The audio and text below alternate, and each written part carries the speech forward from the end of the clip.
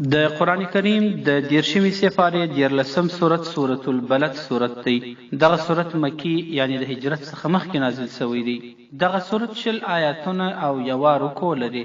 بسم الله الرحمن الرحیم.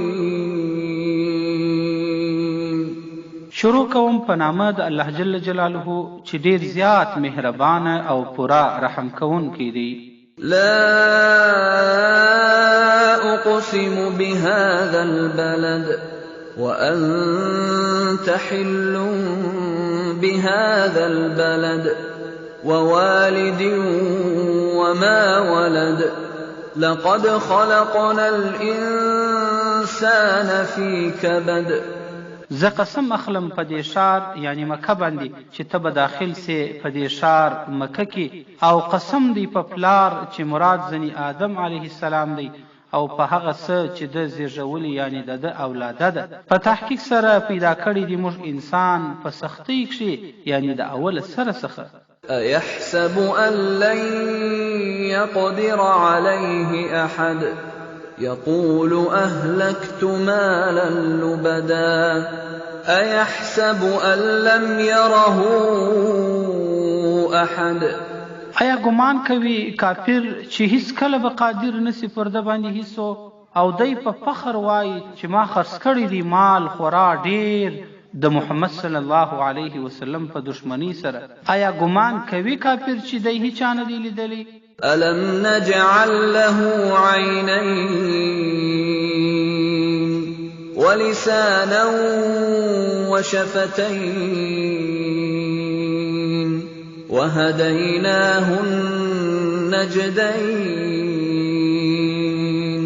آیا نه دي جوړې کړي موږ د ده دپاره دوې سترګې او ژبه او دوې شونډې، او ښولې د موږ و دغه انسان ته دوې لارې یعنی د خیر او شر.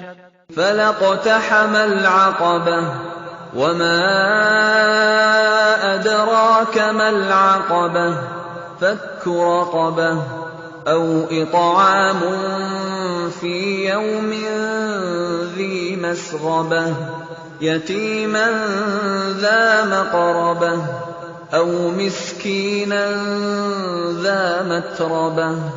نو دی داخل نسو یعنی تکلیف یې ونه ایستی په ختلو د هغه غونډۍ یعنی د غره و سر ته چې مراد ځینې مشقت او تکلیف دی. او څه خبر کړي یې ته چې څه شي دی ختل د غونډۍ یعنی د مشقت او تکلیف ځای؟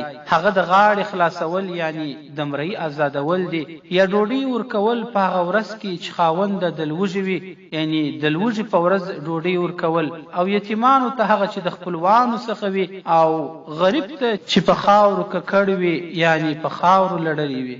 ثم كان من الذين آمنوا وتواصوا بالصبر وتواصوا بالمرحمة أولئك أصحاب الميمنة.